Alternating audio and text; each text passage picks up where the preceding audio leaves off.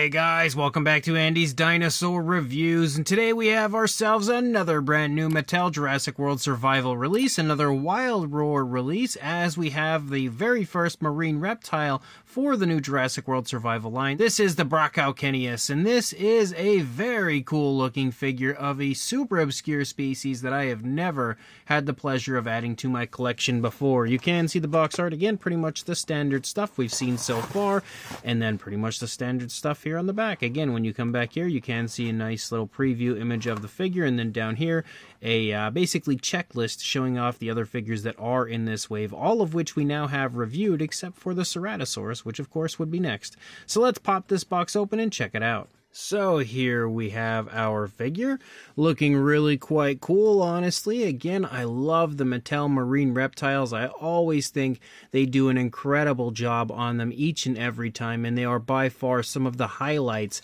of the Mattel line, and definitely the same can be said for this one, because again, I think it looks extremely cool.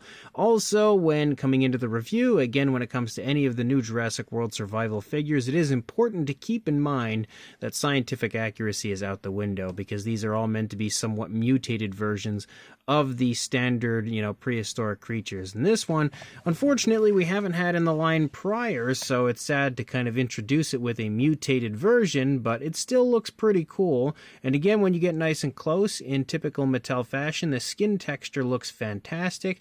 We have really nice fine skin texture, as well as bumpier scales here and there. There's also a little variation of color, it looks like, as we have like a dark blue for the primary body color, but it almost looks like we have a little bit of a darker tone that moves through the eye area and then up here toward the snout. I'm not entirely sure. It could just be the lights playing tricks on me, but it does sort of look that way to me. We do also have a nice orange eye with a black slit-like almost sort of pupil, or maybe it's just a longer pupil, and that does have a nice gloss coat. It is also perfectly placed. I remember a time when the Mattel eyes on their figures were almost always like in the wrong spots, so it is nice to see that that is something long gone when it comes to the Mattel line. Of course, we have an articulated jaw, and once you open that jaw, we can see the teeth as well as the tongue, and this one very nicely has the pinkish tone running the entire way through the inside of the mouth. Some of the newer figures haven't really had that going on. It was more so like smaller sections, but this one is, again, full-blown pink, as well as really nicely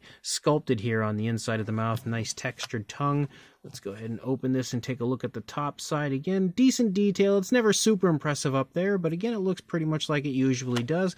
We do also have the softer teeth that they've recently introduced, which means we have sharper looking teeth, which of course is a great thing for the figure, and they are all very nicely sculpted and created in a slightly like light yellowish sort of a tone, like an off-white. But they look really good. Overall, I think that whole area looks quite nice. We also have a metallic, sort of like a silver here on the underside. And this is something that I actually did not know the figure had at all. From the images I had seen of it prior, we can see that kind of stripes down through the underside of the figure, leading into like the chest area before disappearing also. There's the fax app code, because we are here at it at this point in time, so you can add it to your collection. And I do tend to forget that, so I wanted to get that out of the way when I actually saw it. But as you move up here to the top of the figure, you can, of course, see the lighter tone that moves down, basically like a light grayish sort of a tone that kind of runs down through the majority of the top of the figure. And we also have some very large, kind of almost like rocky scales, but at the same time, some of them almost look like barnacles. Like as you move back here, I feel like some of them kind of look more like barnacles than large scales, so I'm not entirely sure if they were going for a mixture of larger scales and barnacles, or if they're all just meant to be larger scales. It's not super clear to me, but they still look interesting, and again, the figure does have a really nice, very highly detailed look. As you move down, you can see that light gray stripe down the center, then you have that darker blue, then you have the light gray, then you have the darker blue, then you have the light gray again returning before you lead down into the side of the figure, and all of that is then gone, as it is just the dark bluish tone for the remainder of the figure, actually, besides down here in the flipper. And as you lead down, you do have a few more stripes of that light gray down here. You can also really appreciate, I think, how nicely textured that flipper is. And something Mattel has done quite a bit is add nice doses of realism with injuries and stuff, so you can see like some holes and slits and stuff here as you move down through that flipper. We of course have articulation, which goes forward and back, can completely swivel around, and also can go up and down. It can actually go down pretty far and go up fairly high, not super high, but nice articulation there. We also have neck articulation that goes up and down, but that's part of the action feature because you can see as I push it, the jaw snapping and everything. So that's, again, probably related, yes, to that button up there. But as you move back, again, the skin texture continues to look pretty nice. Lots of kind of creases and stuff as you move through with some larger kind of bumpy osteoderms and stuff here and there leading along. At this point, we are, seeing that light gray disappear, moving further into the figure, again, leading down into the rear flipper. It is a bit wider and a bit larger than the front flipper. We again have a bit wider and a bit larger than the front flipper. We again have, areas of damage and tears and stuff in the rear flipper. Very bumpy sort of skin texture back here in this one as well. We do also have the same articulation as what we had seen on the front one, which can probably swivel all the way around. It just gets a little bit hard to do so.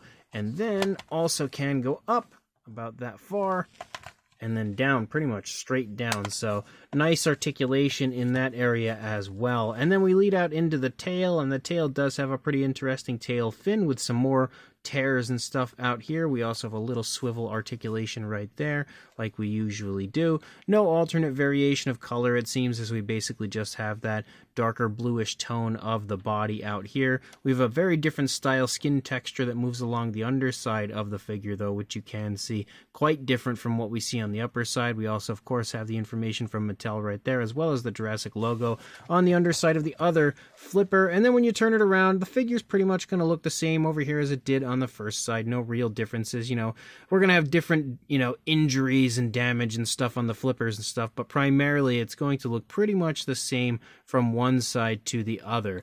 Now, the other aspect of this that's going to be quite interesting is, of course, the light up feature. So let's go ahead and give that a shot. So obviously we've got a green that lights up there in the body, which is pretty interesting. And we could also see the action feature take place where it has a snapping action feature as well as the neck moving. And then, of course, some sounds. So we'll just get a feel for the sounds again.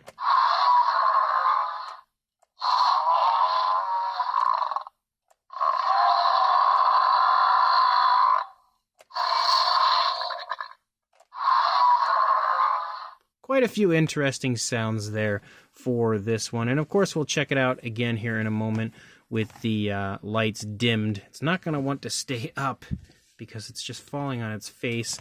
If I move the flippers here forward, then it can stay up a little bit better. But now I feel like the height isn't really... I don't even know if you really need a height for something like this because it's dependent on the way you pose it on its flippers. Mostly just a length, I would think we would need. So about 12.5 inches. Or around 31.5, closing in on 32 centimeters. For a size comparison, there is Mr. Papo T-Rex, the Attack Pack Colovosaurus, Robert Muldoon, and the Collect Day Human Being next to our figure here, and you can see again that overall feels like it's going to be pretty much in the same size as a few of the other ones that we've had in the past. We also have a comparison with the Kronosaurus from Mattel, which you can see again, these guys are pretty similar in size, just a little bit less body mass on the Kronosaurus. So here is the Mattel Lioplorodon that had released a ways back next to, obviously, our new survival figure here. And you can see basically they are of a very similar size with just a little bit more bulk on the newer figure compared to the older Lioplorodon. So pretty similar in size, just a little bit more beef on the newer one. And that's been pretty much the same case, it seems, through the entire line, I think, with these new Wild Roars. And then, because I don't think we really need all that many, we have one more comparison with the brand new Mattel Jurassic World Survival Afrovenator. And you can see again that these two are obviously two very different style species, but giving you a good idea, good feel for how these newer figures size up next to each other. So we've got the lights dimmed. Let's go ahead and check out the light up feature. So there are quite a bit of lights on this one. It actually looks pretty cool with the lights moving through a large portion of the body. Now we'll go ahead and turn the lights off entirely. We'll get a look at it with the lights off. hard to make out the figure itself, but you can see tons of lights on the side of it, and it does look pretty cool. I could definitely see kids really enjoying the light up feature. So this brand new Mattel Jurassic World Survival Wild Roar Brachauchenius is a pretty interesting figure, honestly. And definitely a species that I'm happy to have entering into my collection, even if it is a little bit mutated compared to the way it should be. It's not half bad, and I think they did a very good job on the sculpt and fine detail. It's extremely highly detailed, very crisp as per usual when it comes to Mattel.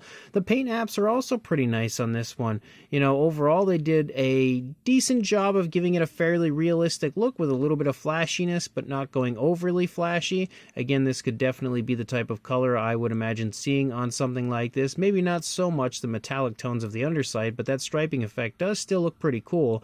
But the application of the paint is nice and smooth as well, so that's also a plus. And I do really quite enjoy the damage that they have in, like, the flippers and everything. The action feature is pretty fun as well. It's got some decent articulation. I really quite like the sound effects on top of everything. And the light-up effect is what it is. It's not really anything that great, but it's interesting enough. So if you are interested, head to your local Target, because that's where they seem to be showing up first. Everybody seems to be finding them there. If I see anybody with them, it's usually from Target. So check your local Target. If they're not there now, hopefully they will be soon. And like, comment, and subscribe, and I will see you in the next review. Thanks for watching.